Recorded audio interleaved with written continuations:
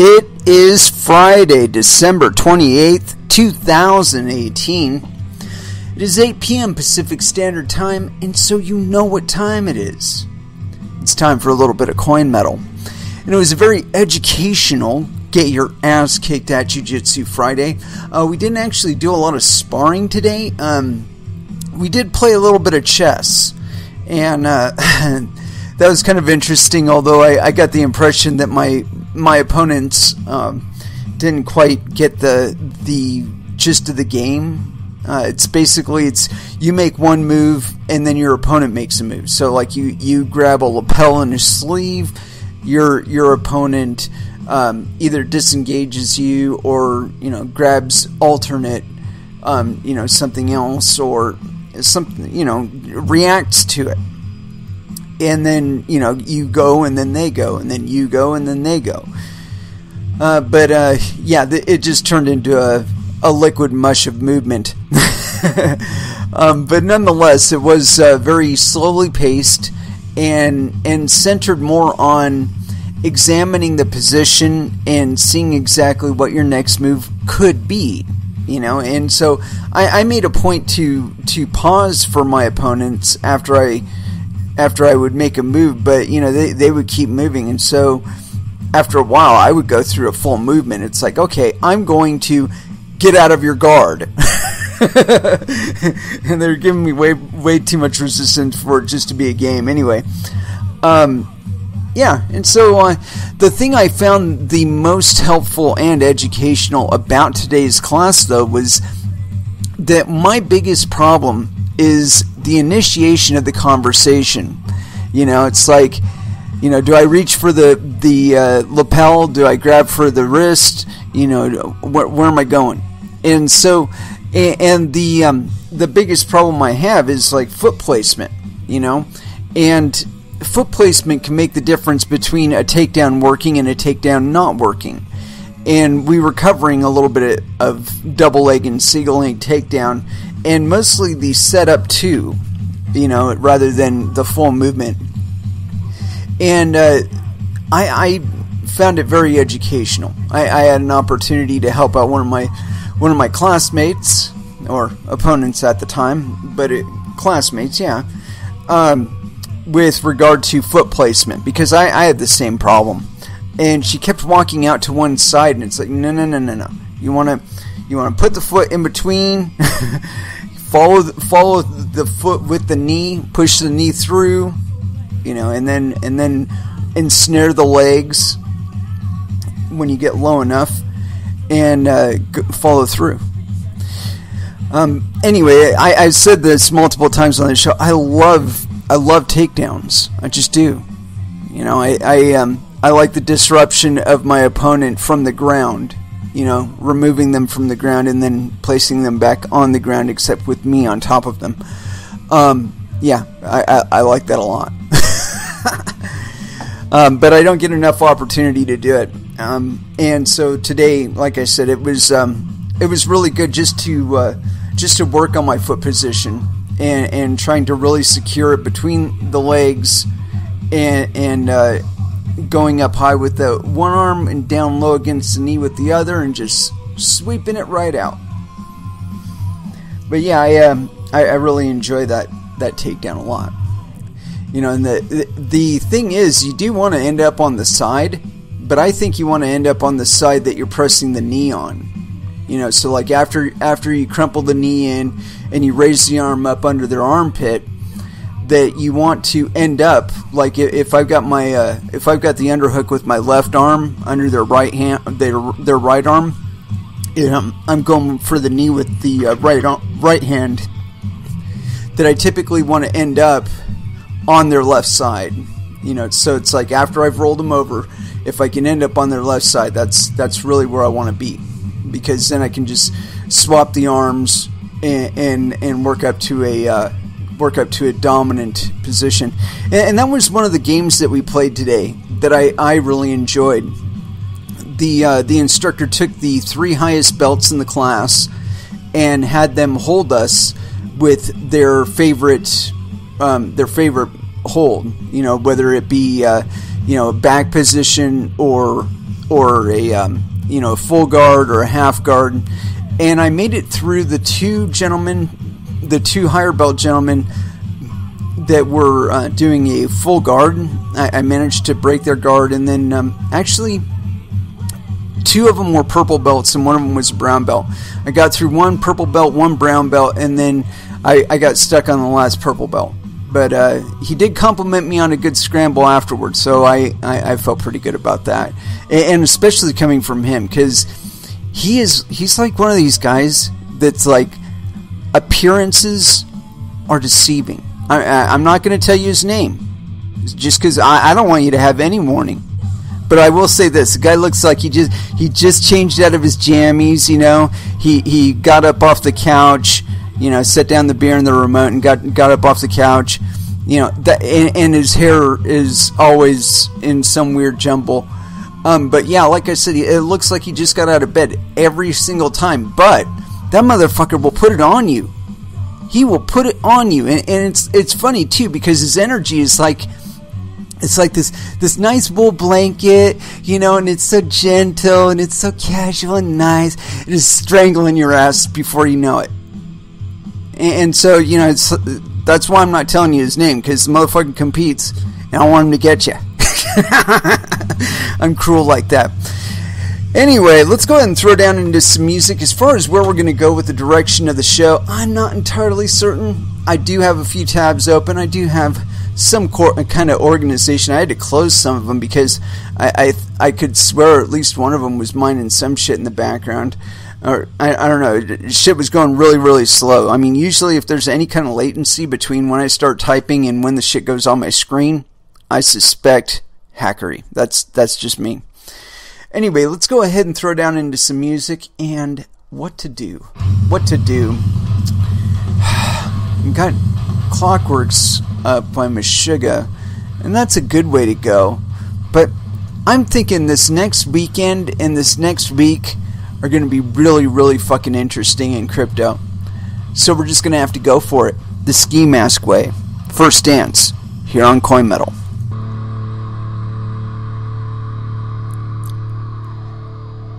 And that was Lamb of God with Overlord.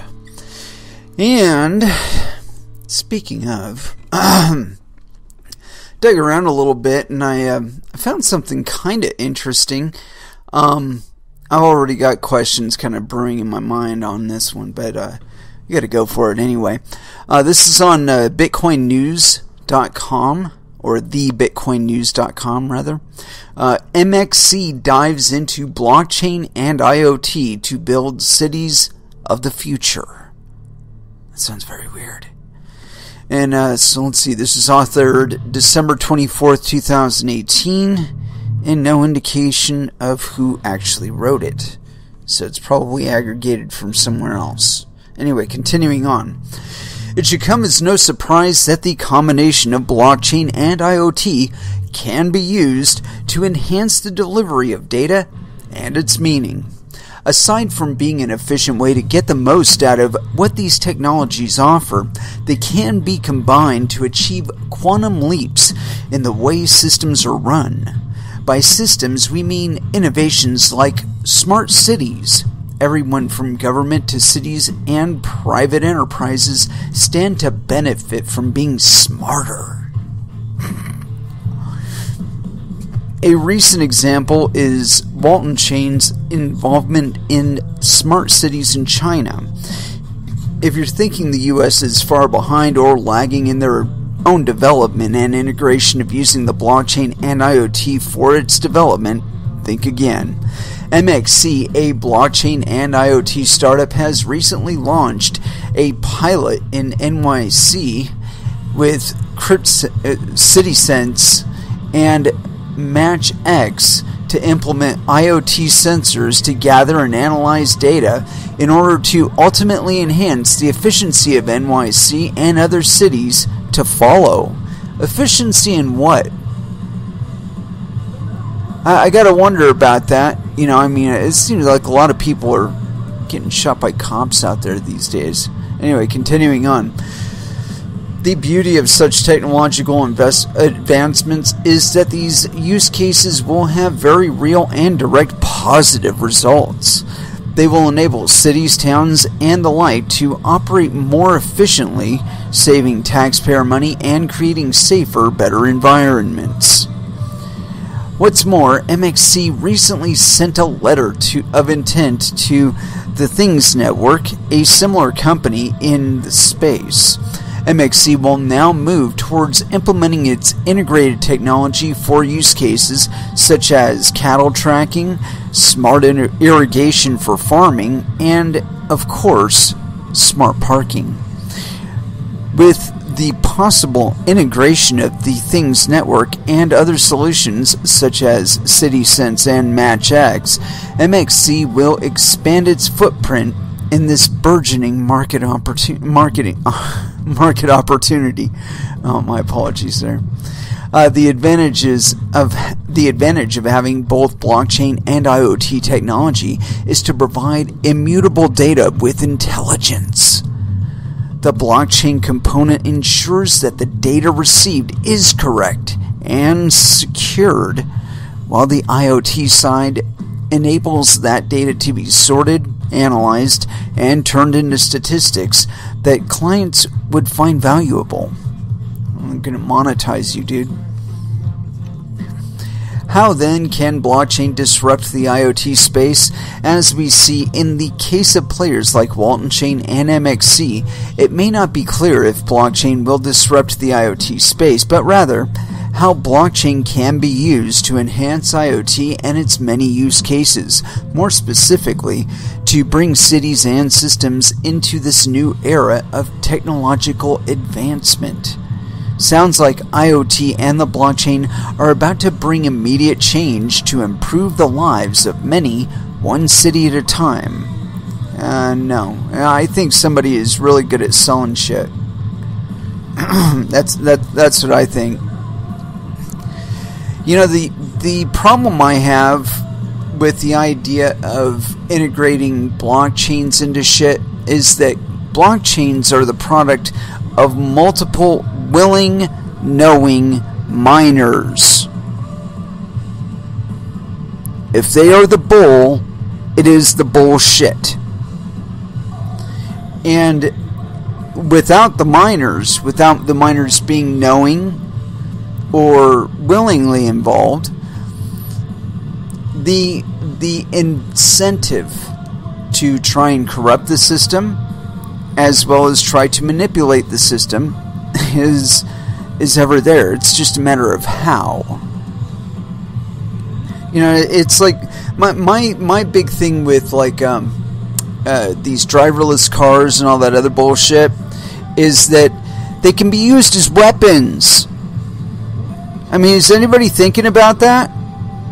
If your door lock is operated by a CPU that's, you know, ran by some smart thing that's networked with some smarter thing, isn't it possible, isn't it conceivable that one of those roles could be compromised?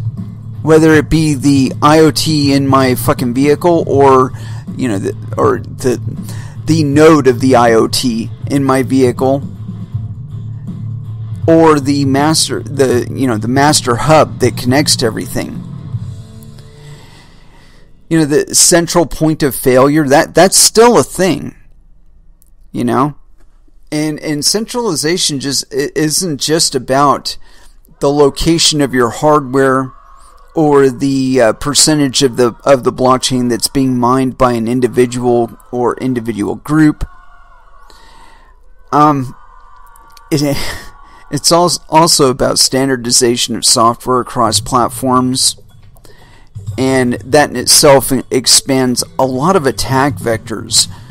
You know, I mean, I think the whole IoT thing is a bunch of overblown bullshit, and I think that if we're going to be implementing AI in this shit, what's the guarantee that your AI is going to operate exactly how you want it to? Well, what if it says, fuck you, I don't like that? Or worse yet, somebody else takes control of it and says, fuck you, I'm going to run your fucking car into a tree. I'm going to lock you out of your house. Oh, what? You haven't paid your property taxes? Okay, you can't get in your house now. You need to go out and get a job and work until you can pay us off. You know,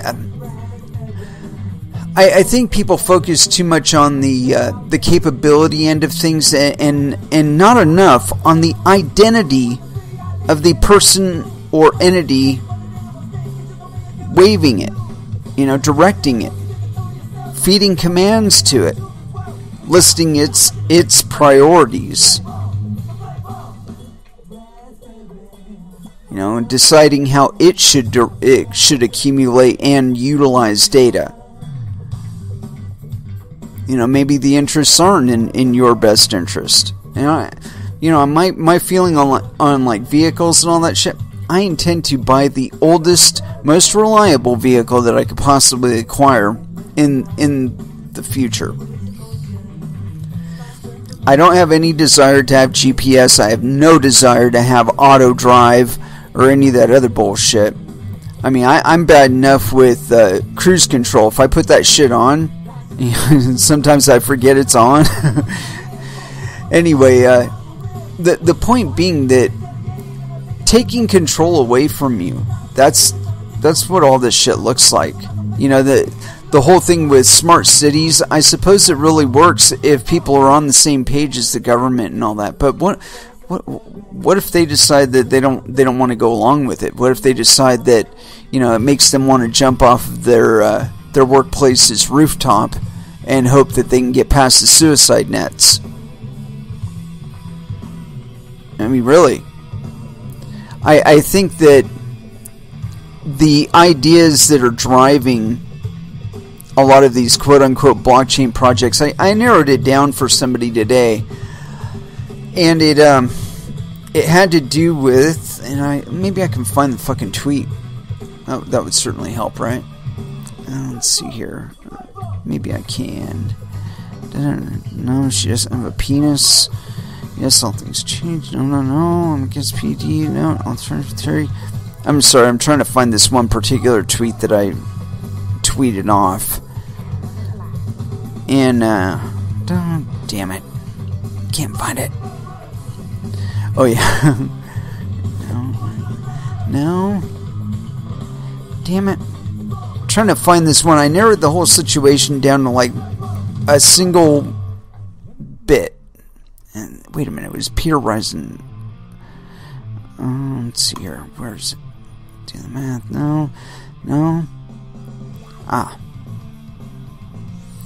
Here it is. I think the problem with the whole scaling mantra is that most of those who are singing it do not really understand the words they are using.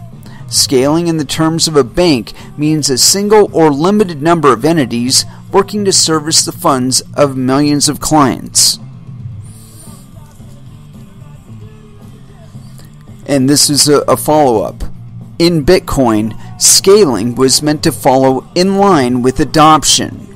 It was meant to be a quote-unquote one CPU, one vote kind of thing, rather than one CPU, 5 billion votes kind of thing.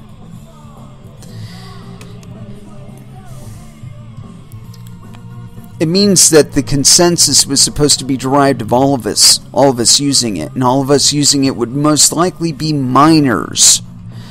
And there was a prediction that yes, in the future it would go industrial, and that it would be able to retain its scale there, and you wouldn't have to have everybody using it. But that time hasn't even come yet.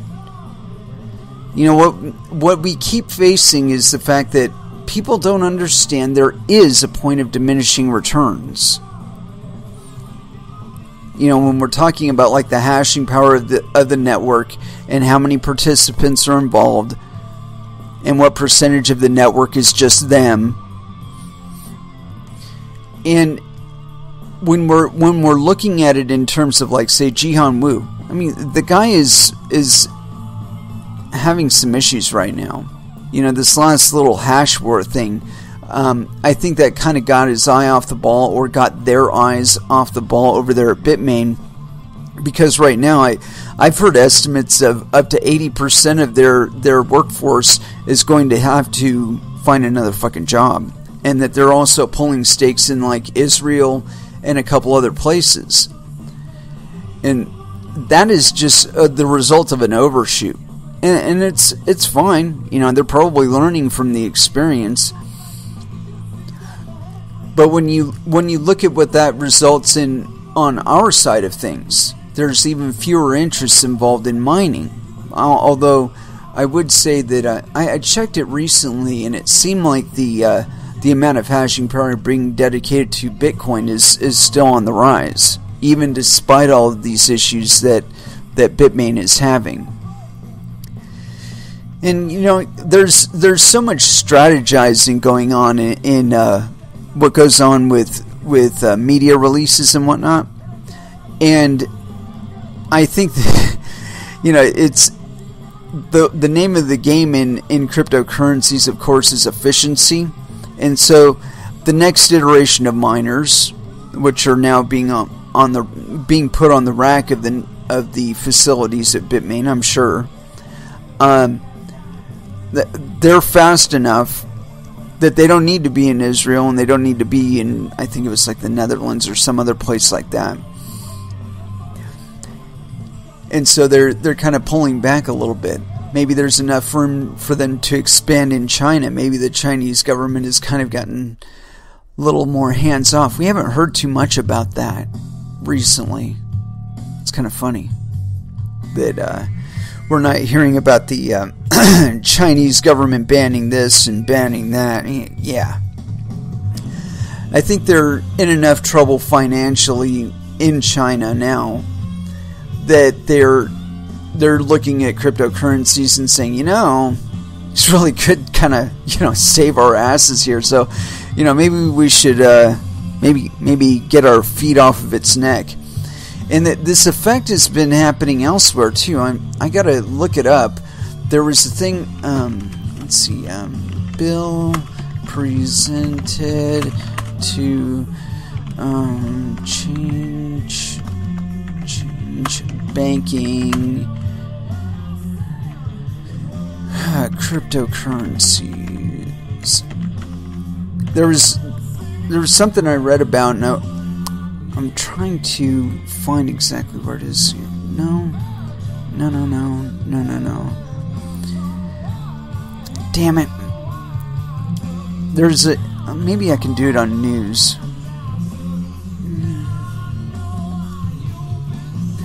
Where it's going, maybe? No. Wait a minute. Maybe? No. I'm trying to find this particular article, and I don't know if I actually have it open here. Maybe. Let's give it a try. This one's on BitcoinWarrior.net. FSA releases draft report on cryptocurrency reform bill for submission to the Diet next year. The Financial Services Agency, FSA, has changed, quote, virtual currency to crypto assets and stated that it is difficult to ascertain the positive social significance of cryptocurrency derivative trading at present. In a publicly released draft report outlining cryptocurrency regulations that it presented to the 11th meeting of the study group on virtual currency exchange services on December 14th. Quote, virtual currency has been the Japanese translation used by Financial Action Task Force and in various foreign laws and the like, and it has come into general widespread use. However, recent international discussion, including the G20 meeting, has started to focus on the expression, quote, crypto assets. The FSA draft report states that Japan, too, will change the expression to, quote, crypto assets to come into line with the international standard, as well as to avoid confusion regarding the term currency with legal tender currencies such as Japanese yen and the US dollar. Cool! That means we can do commerce in straight crypto and not have to worry about this bullshit. Chief Cabinet Secretary Yoshida Suga said that told the news conference on December 17th that the expression, quote, crypto assets is becoming the global norm, including at the G20. It has also been pointing out that using currency invites misunderstanding with currencies when referring to legal tender. He added, the FSA will respond properly, taking into account discussions within the study group. According to the draft report, while derivative trading in cryptocurrencies accounted for approximately 80% of cryptocurrency trades in 2017, there has been many consultations between cryptocurrency exchange users and the agency on the inadequacy of exchange operators' systems and the ambiguity of service content for derivative trading. I don't think we should even bother with derivative trading with regard to cryptocurrencies. I mean, you can take possession of it faster than any other commodity ever transacted on planet Earth. Why the fuck do you need a derivative of it? Anyway, continuing on. The report also indicated that derivative trading in cryptocurrencies is subject to financial regulations in many countries. However, it is not yet subject to regulation in Japan. Furthermore, the agency wrote that, quote, there is no precise evaluation regarding the usefulness of cryptocurrency as an underlying asset, and its usefulness is being exacerbated exclusively by speculation. Thus, it is difficult to ascertain the positive social significance of cryptocurrency derivative trading at present. I would say there isn't really any. Continuing on, the agency also stated, quote, at the very least, we believe it is fundamental that these same business regulations for every other derivative trading should be applied to cryptocurrency derivative trading. Okay, that's a good way to get wrecked. On margin rate magnification in margin trading, the agency wrote, quote, under present conditions, there are cryptocurrency exchange operators that offer leverage of 25 times at maximum. However, considering cryptocurrency value fluctuations are much greater than legal tender, we would believe it would be suitable to set an appropriate ceiling in accordance with the actual situation. In consideration of the social significance of derivative trading, the report further clarified, quote, at this juncture, we cannot recognize the necessity of handling cryptocurrency derivative trading in the same way as financial instruments exchanges and other locations which allow trade through a majority of market participants. The draft report from the 11th meeting of the study group on the virtual currency exchange services also touches on derivative trading in cryptocurrencies and response to cash outflows from cryptocurrency exchange operations. The draft bill on cryptocurrencies, including the change in expression, is forecast to be submitted as soon as the regular session of the Diet next year. This is all in Japanese. Shit. Well, I'm going to look around and see if I can find it, but not right this moment. See, I don't think that we really want to be counting cryptocurrencies in the same thing as a quote-unquote crypto asset. Mostly because the cryptocurrencies themselves are derived from miners, the public. The idea of a quote-unquote crypto asset, I'm sure, would be including things like ICOs, Ripple, and a few other things that aren't necessarily mined and aren't dependent on a global network of public miners. And so that little difference, I think that's kind of the like je ne sais quoi of the thing. The difference that makes a difference is that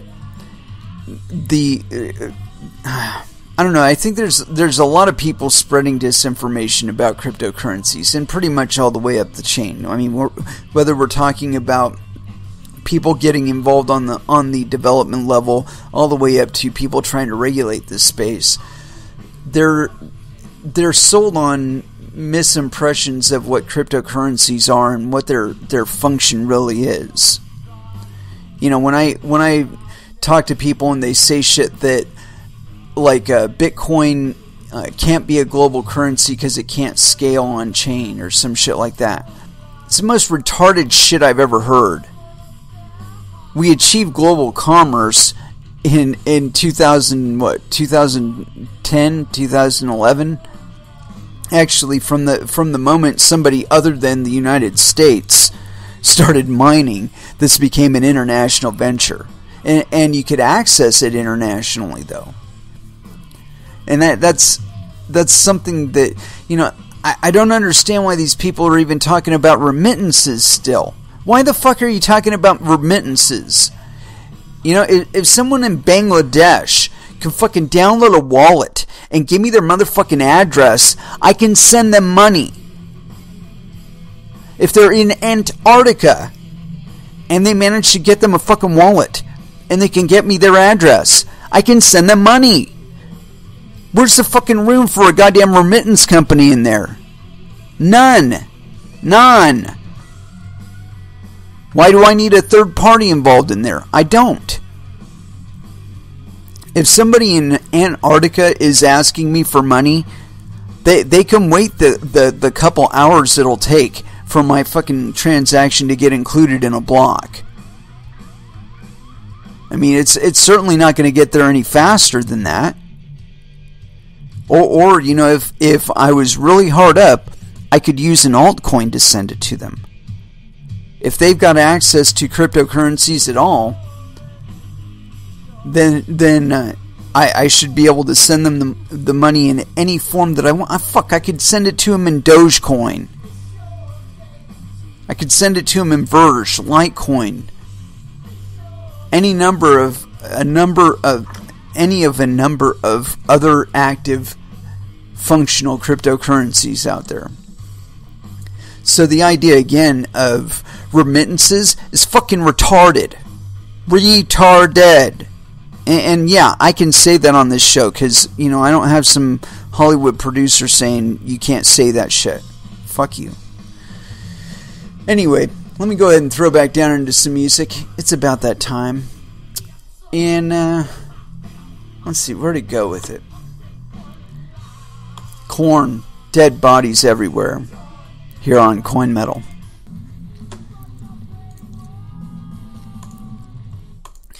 And that was Prong with Take It in Hand. Yeah, you know, actions do have consequences.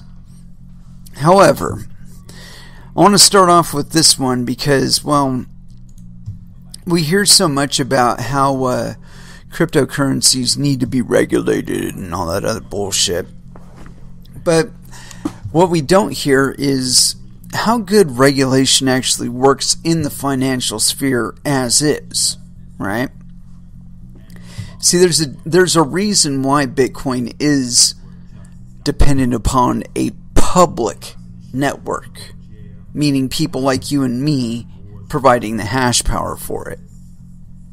And it's exactly this kind of shit. It's on NewYorkTimes.com, NYTimes.com rather. Wells Fargo agrees to pay $575 million to resolve state investigations.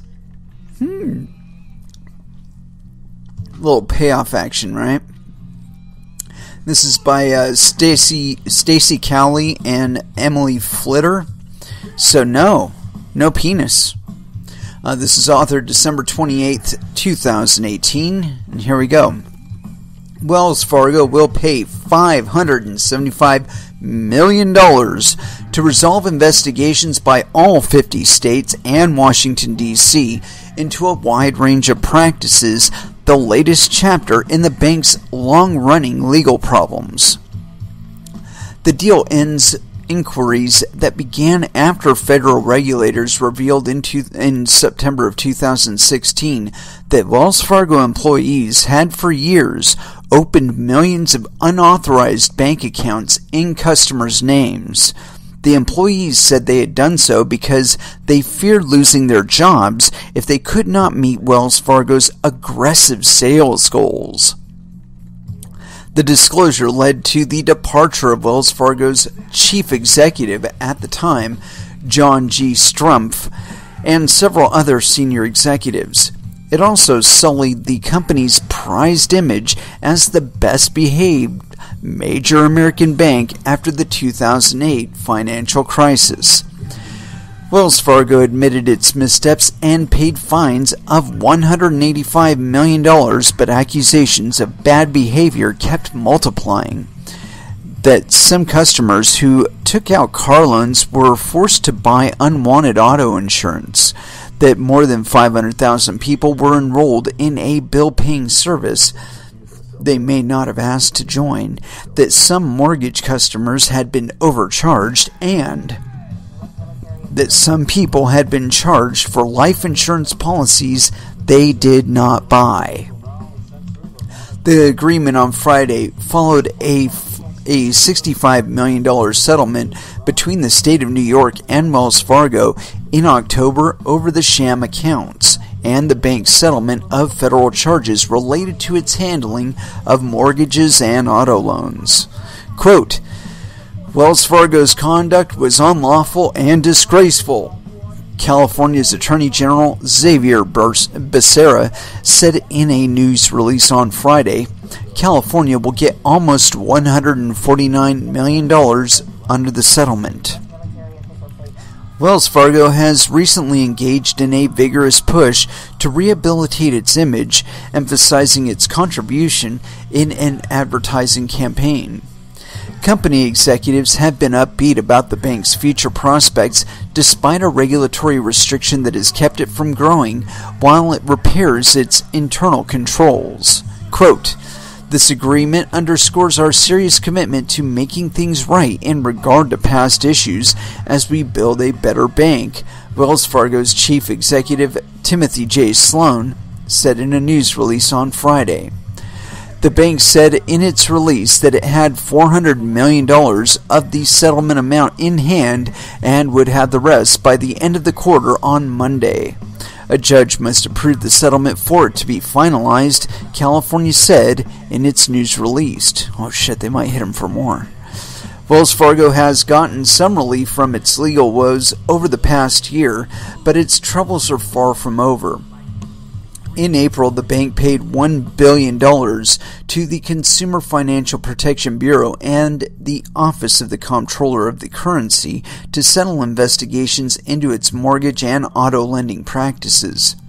This month, an agreement was finalized under which Wells Fargo will pay $480 million to settle a class action claim by shareholders who said they were harmed by the bank's false statements about its misdeeds. In February, however, the Federal Reserve said it would restrict the bank from growing until it improved its internal checks and balances significantly. Wells Fargo said at the time that it would replace 4 directors and submit an independent review of its oversight and risk management practices. The bank is still trying to fulfill regulators' requirements. In October, as scrutiny by the Fed and the Comptroller of the Currency continued, Wells Fargo suspended 2 top executives, one of whom the company had hailed as a turnaround agent. Mr. Sloan also warned investors that the bank would not meet an expectation that it would be free from regulatory restraints by the end of 2018 or the start of 2019. Yeah. So there you have it. Some regulatory good, but honestly, the amount of money that Wells Fargo stole from its clients is probably far in excess of the 1.7 billion that we're talking about here. Yeah, I don't have any personal complaints about Wells Fargo yet, only because my dealings with them have been relatively cool so far. But we'll just see. I mean, they're not my bank or anything, but I mean, my dealings with them have been, when I've had to cash a check by them or something like that, I've never had any issue yet. Not speaking for them, not endorsing them. They're supposedly FDIC insured and all that, but yeah.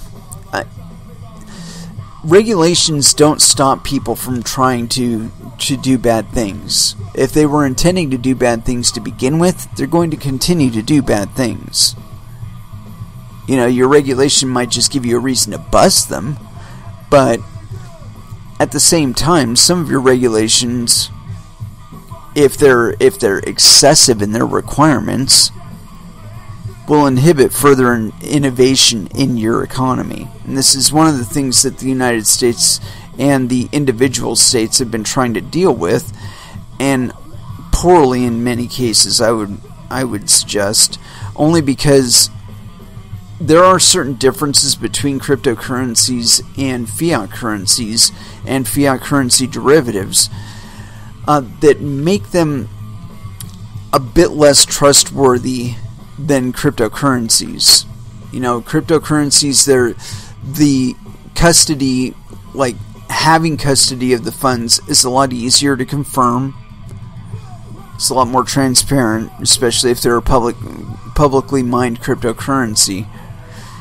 And so defining whose money is who, or when the change of status actually happened, it's relatively easy to do if this shit's on-chain, if we're talking about on-chain transactions. And when we're talking about off-chain transactions, so we experience the same issues that Wells Fargo is facing now, where the possession of your funds would enable them to do a wide variety of things with your funds that, while banks are capable of doing because they're backed by the Federal Reserve, or they could go to the Federal Reserve and ask for more money, when it comes to your Bitcoin, this is not the same thing. No.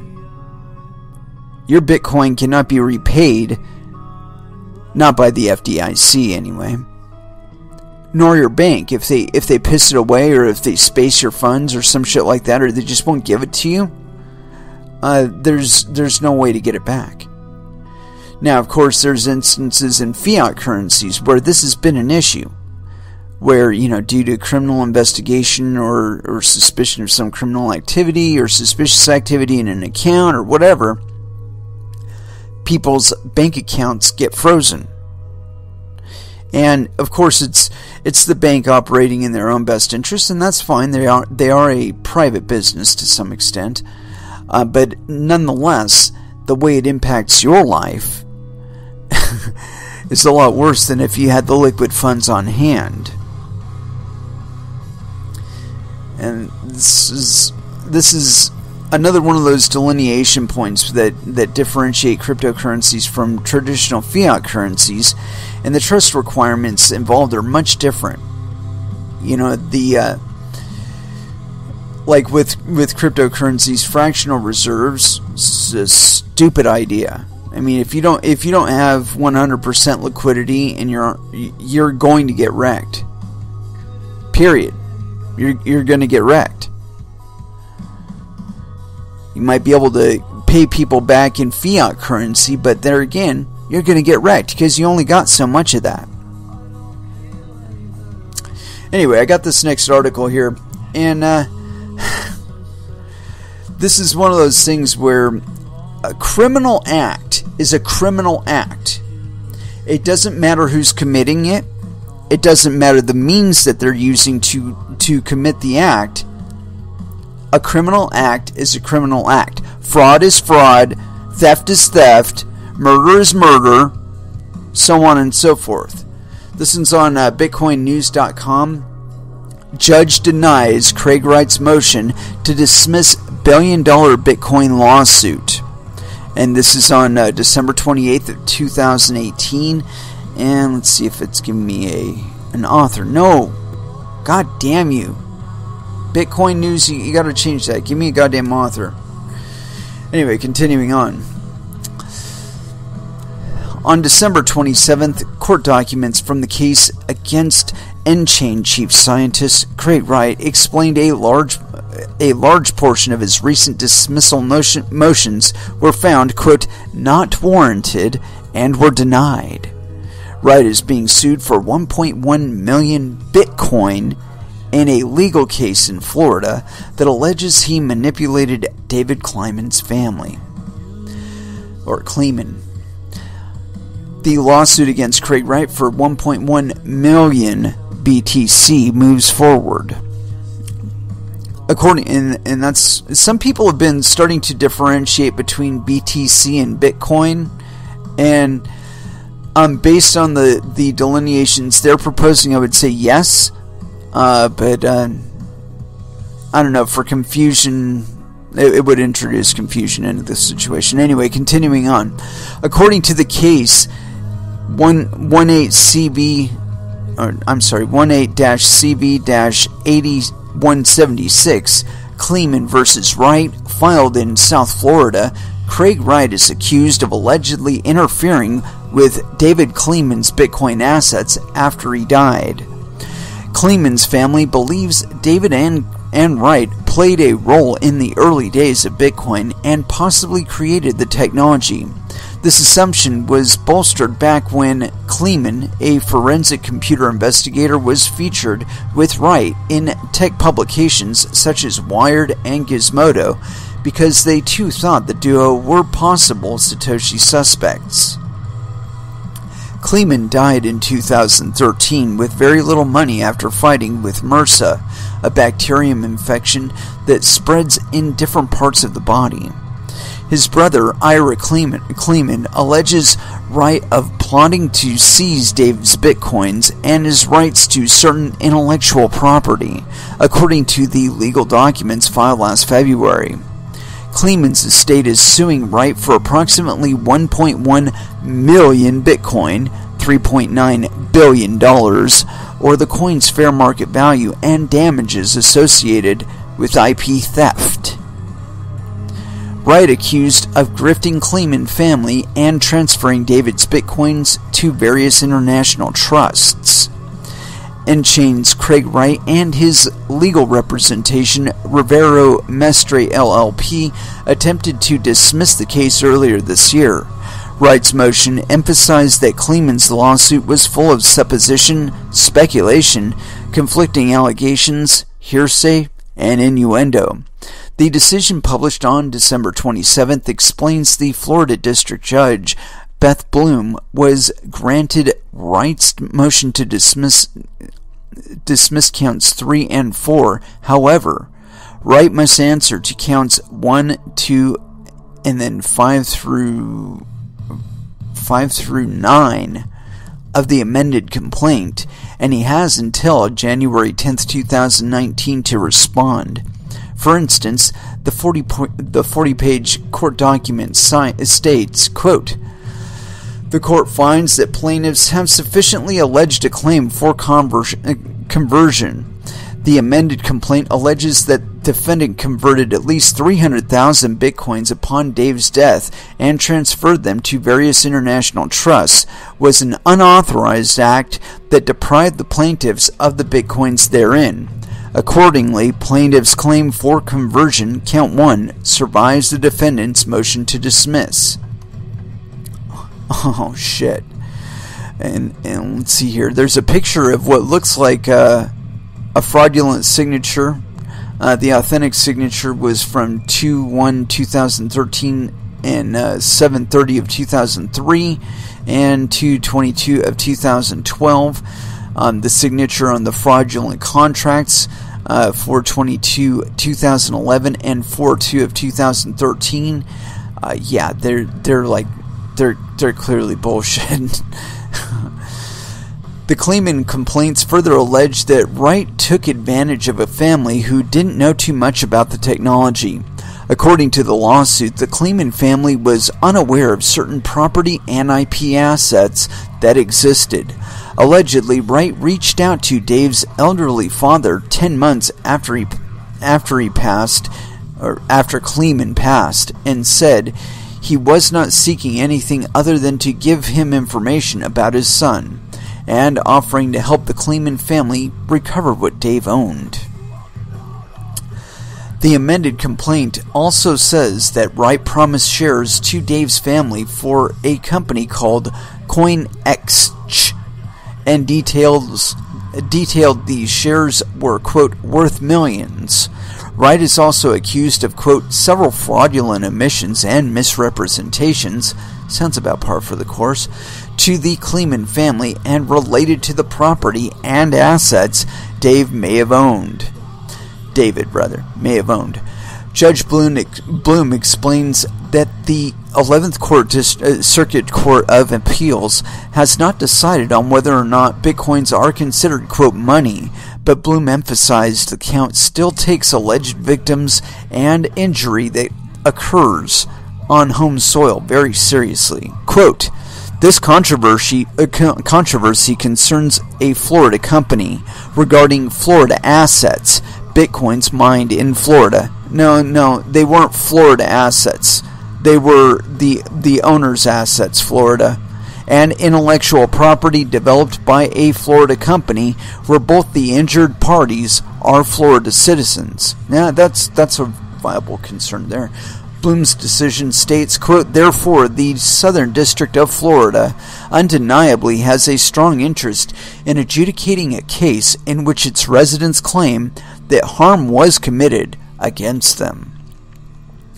The court documents assert that with counts 1, 2, 5 through 6 still standing, Wright has not met his, quote, heavy burden against the opposing Kleeman estate, and, quote, dismissal on forum non-convenience grounds is therefore not warranted. What do you think about the case against Craig Wright? Personally, I think that it should go to court. If he ganked this motherfucker's funds, then he needs to pay. If he ganked his IP property, his intellectual property, yeah, he needs to fucking pay. A crime, it is a crime. If it happened in cryptocurrencies, if it happened in software, it doesn't matter. It's a fucking crime. You know, misrepresenting the reason why he was even contacting them. I'm sure it was, to get access to some shit, whether it be hardware or software related. But yeah, this to me seems like yet another instance where Mr. Wright is proving to be quite wrong. He's introduced a lot of toxic elements into the crypto space, and I think that in the long run, it's going to come out that he's just been entirely fraudulent this whole time. Like the association with Kleeman. I'm sure it was probably just window dressing. I don't know.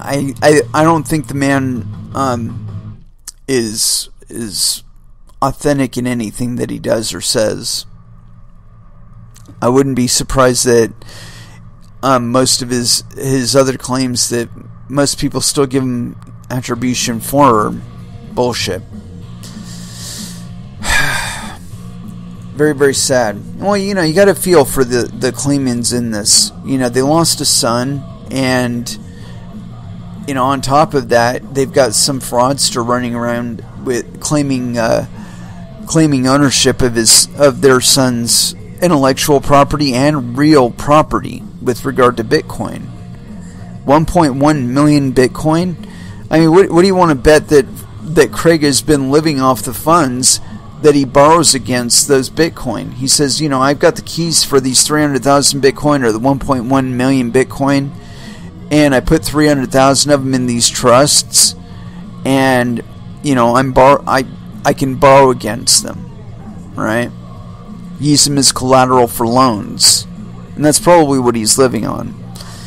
Anyway, continuing on, I got this other article here on bitcoinnews.com, and I've been talking about Ripple for a long time in the context of the source or the catalyst for a major fuck up in finance that destroys both fiat and crypto alike, or at least associated cryptocurrency transactions alike. And so here it is, Ripple and Google. This is authored on December 22nd, 2018. A little bit older, but we're going to run with it anyway because it's going with my major theme here. One notable news is currently spreading in the networks of cryptocurrency fans. A large American corporation has a strong interest in cryptocurrency and could even catapult it to $500 per coin. What? Really? Aren't we at like 3,800 right now? Anyway, continuing on. We're talking about the cryptocurrency Ripple. Oh, okay. Had me freaked out there for a moment. Which is of interest to banks and the Google Silicon Valley Corporation. But how could Ripple be useful? How could Ripple Google be useful? How does Ripple and Google fit together? Interestingly, Google has been working with Ripple Labs for some time.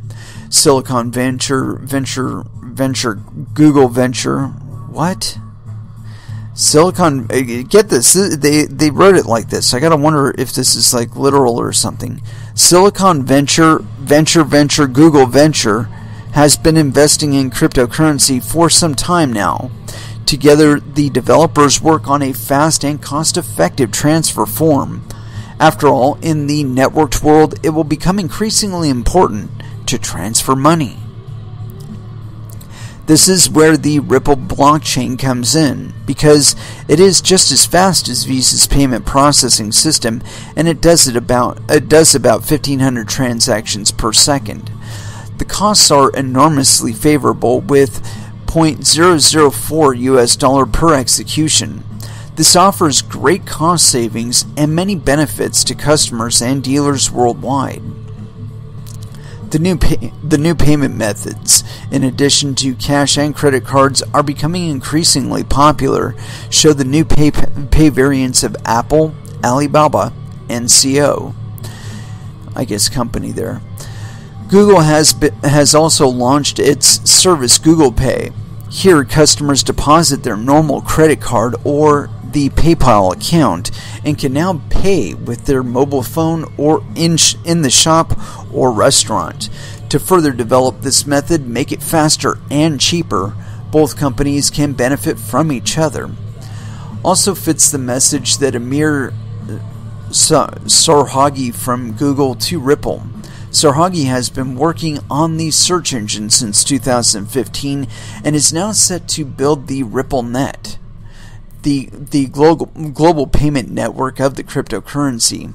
A promising message for Ripple and certainly not bad for Google. After all, everything indicates that the two partners could interlock more and more, thereby revolutionizing global payment transactions. This would benefit both sides and their investors. Most recently, however, the prices of the two companies fell slightly.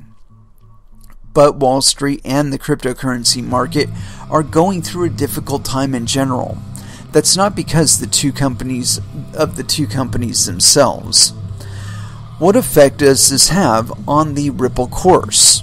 In December of 2018, the Ripple coin, also called XRP, listed as the second most valuable cryptocurrency with market capitalization of about $12.5 billion at 29.5 cents per coin. Now insiders of the crypto scene put forward the bold thesis that XRP could soon be worth $500.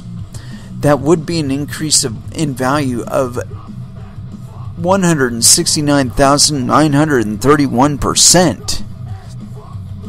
An invested euro could therefore be worth 169,931 euros. Yeah, okay. Even if this increase in value sounds rather utopian, there were already strong value gains in cryptocurrencies. And even if the Ripple only rose to 1/10 of the total, $50 per XRP, many investors would be doing the business of a lifetime. And such an increase seems to be possible due to the networking of the company in the business world. The recent news was that the Saudi National Bank, NCB, tested the Ripple system and found it to be good. Now the bank uses the X-Current system to make cross-border payments, mainly to North America and Asia. The trick is, the bank would not use the system if it was bad or did not work. X-Current aims to improve the already existing system of cross-border payments. Dude, we already described in this show how you can do that with fucking Doge. Why the hell do I need X-Ripple for it? Or X-Rapid or whatever. Anyway, continuing on. The next step is to implement X-Rapid. This system is Ripple's premium offering and is expected to reduce the cost of cross-border payments by 40 to 70%, according to companies that tested the system. As a result, the Ripple price is expected to continue to rise in the future, though it is currently on a dry spell like most other cryptocurrencies. The advantages are obvious. On the one hand, the currency has real potential for use in global payment transactions. Whatever. Many cryptocurrencies exist simply as a speculative object or for value preservation, but you can not do something productive with them. That's not true at all.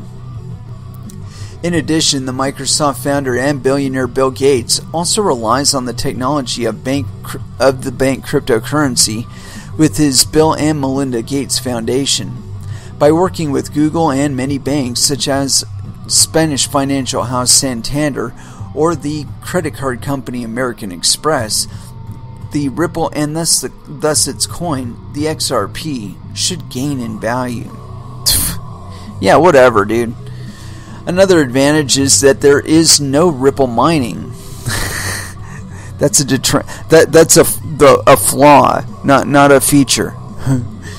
Mining is the process by which computers' computing power verifies and validates the payments and activities of the network.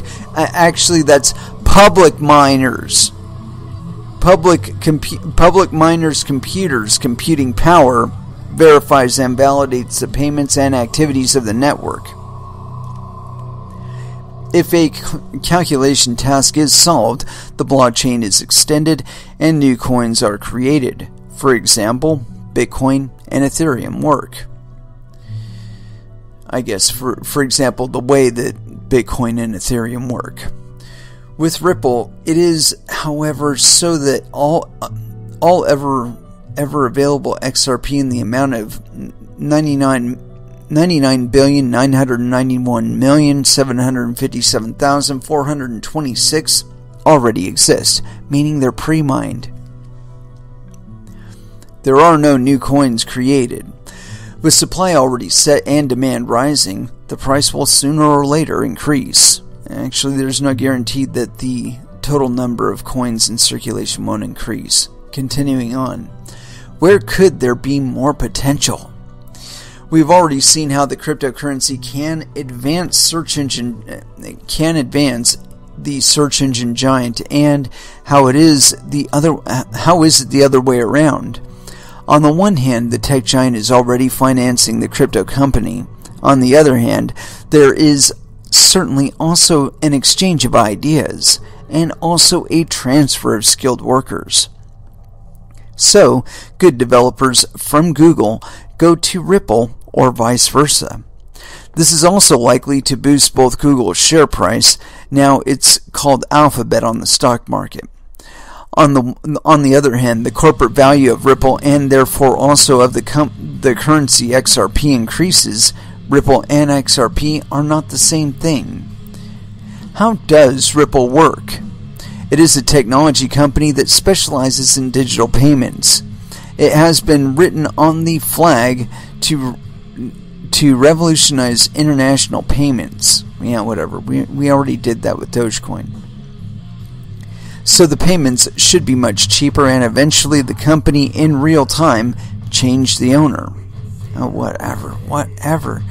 Gone are the days when you made a transfer order in one day and the money arrives at the earliest on the following day.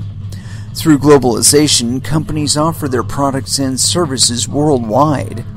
That in this case, the money for services rendered does not always arrive quickly is an open secret. Services like Xcurrent or XRapid can help. No more than Dogecoin could. Fun fact. One of the most common Google searches worldwide in 2018 was how to buy Ripple. The question shows that interest is increasing worldwide, but you can also see that the technological understanding is not yet developed. Finally, as discussed above, investors can only buy XRP, but this knowledge will continue to spread in the future, especially through cooperation, as in this example. XRP is just kind of lubricant for the system and not to be confused with Ripple. This is a technology company that finances itself by issuing and selling XRP tokens. In the best case, both the enterprise value and the value of the cryptocurrency increase. Like I said, Ripple can issue more XRP tokens in the future. Continuing on. What are investors doing now? Buy Ripple or not? I don't know. Well, the cryptocurrencies are currently in a bear market. This means that many more people want to sell than buy, and the prices are down. However, this circumstance can offer opportunities for risk-averse investors. After all, the Ripple news is good, as can be seen by the example with Google. And whatever. I don't know that I want to read this anymore, really. The association with Ripple and Google, I don't see it as a good thing. For neither Ripple nor Google or for us. I don't think for anybody, really. The association between Ripple and XRP is so kind of like fragmented. It's like Ripple wants to claim association with XRP, but they know if they do that XRP could be classified as a security, and all of a sudden security regulations all over the place apply to them, and they don't want to pay it. And so they've been walking this fine gray line. But the problem is that their network is being used to transfer volumes of fiat, and they do have the capability of issuing fractional reserve. So the issue that they're facing there, I read the white paper at one time, and when I did, I understood right off that they were going to be exchanging value between coins and fiat currencies, which meant that if at some time some other unit could be brought onto the XRP network and be exchanged for Bitcoin or other cryptocurrencies or even fiat, that if it didn't have equivalent real value, that it would cause, from issuance of a transaction to reception of a transaction, if the value of any of the underlying commodities or currencies being exchanged were to change between issuance and reception, that would cause some issues with regard to the liquidity that the Ripple network has on it. And so I imagine that when banks and Google get involved in this, they will utilize that capability of issuing fractional reserves, and they will end up getting wrecked because of some evaluation adjustment from one cryptocurrency to another, or a cryptocurrency to fiat, or something. You doing a transaction could fuck them up. And I have a lot of trouble with companies thinking that they can do this shit, really.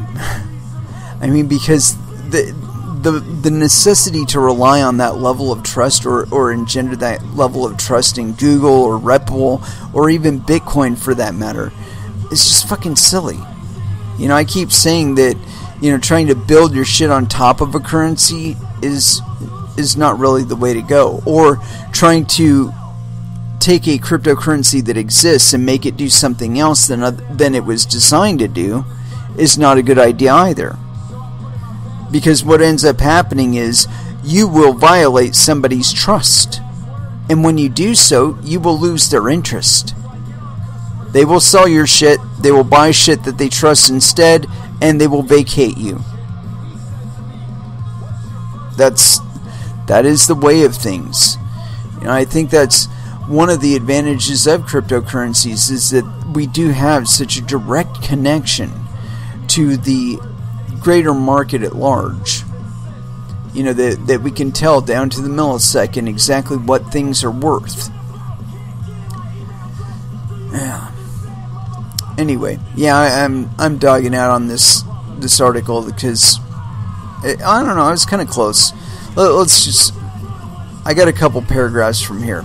What is the future between Ripple and Google? In the future, Google Ripple could push a lot, in which it incorporates the payment options for its own offers.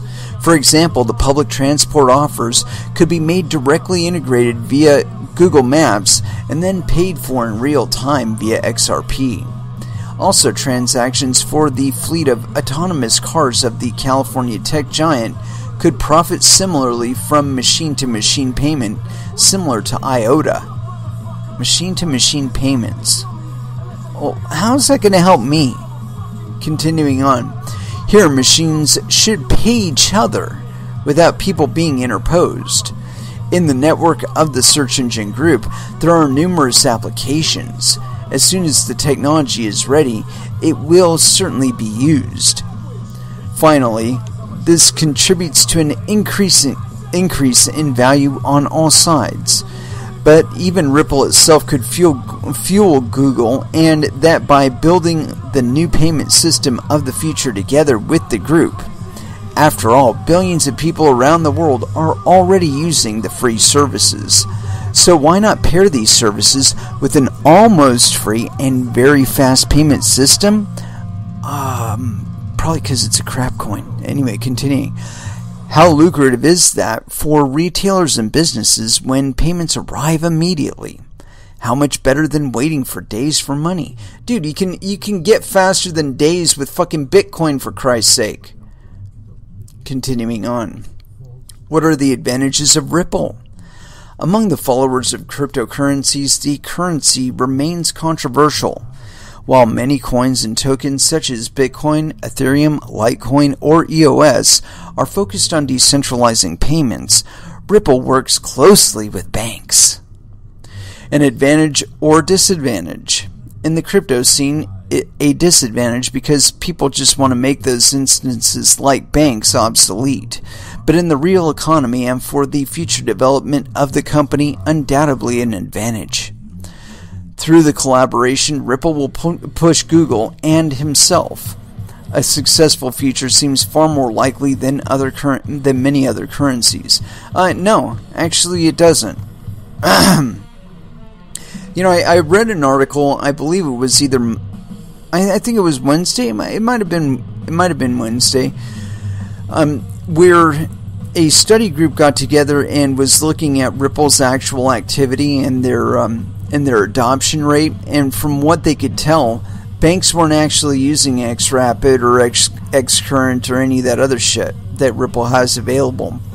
And so the idea that it's going to become, there's any kind of certainty with regard to a partnership between Ripple and Google, it's fucking silly.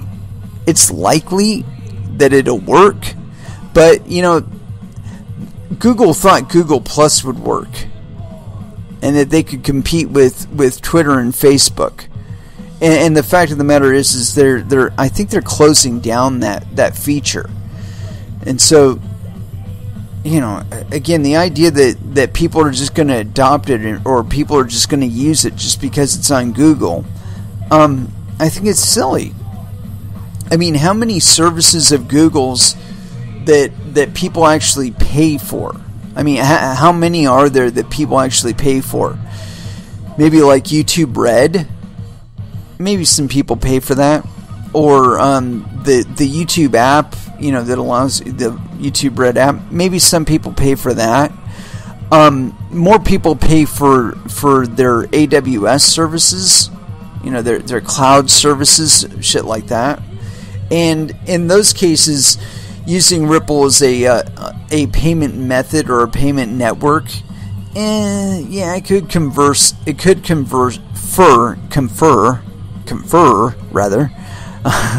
some advantage, but at the same time, it would also give the disadvantage of the association with Ripple, because maybe you don't like Ripple. Maybe you're like the Venezuelans or the Venezuelan pensioners, where Maduro basically reached into their accounts, dumped the bolivars in there, then took the bolivars back out, cashed them out for Petro, supposedly. And this is all supposedly. I read an article about it. It might be bullshit. Continuing on. But, supposedly he withdrew the bolivars, exchanged them for Petros, and then deposited the Petros with instructions on how to convert them back to bolivars. And that's a really onerous prospect to be like pushing on people. But that's the kind of control that Ripple or Google would have over your funds. It's like, what? You didn't pay for your email? Okay, well, you can't read it now. You don't have enough XRP to read your email that was sent to your Google address. Give me a fucking break. You'd be enduring the cost, of course, of getting into and out of Ripple, and thus propagating Ripple through Google. The GRP food to commence, and the world economy is completely fucked. I don't know. That's just how I see it. Anyway, let's go ahead and throw back down into some music. And what to start it off with? Time Is Coming by Testament, here on Coin Metal.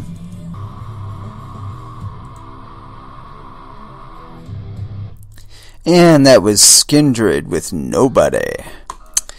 And that's about it. We're gonna go ahead and closing out this show. We will be back again on. Well, wait a minute. I don't know. Are we gonna be back on Monday? Let's see.